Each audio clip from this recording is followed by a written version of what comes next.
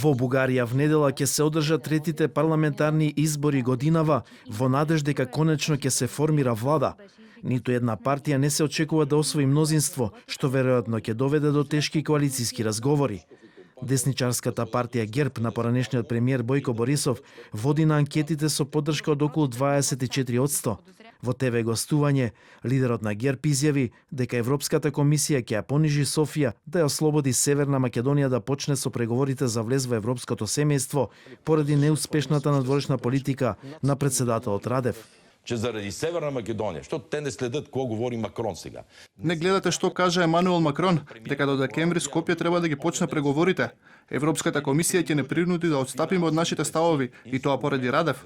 Румен Радев е голема штета за државата. Тој ги раздели партиите и сега имаме ситуација анти-Радев и про-Радев и анти-Борисов и про-Борисов.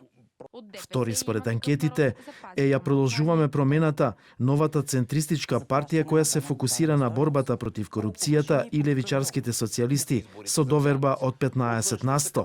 За аналитичарите формирањето влада нема да биде лесно, но сметаат дека не може по трет пат да се остане без влада.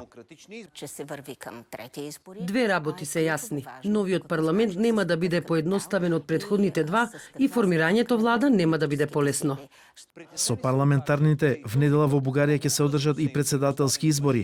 Според анализите, претседателските избори најверојатно ќе бидат поедноставни и се очекува Румен Радев да ја задржи главно церемонијалната функција по веројатно и вториот круг против ректорот на Софискиот универзитет Анастас Герџиков.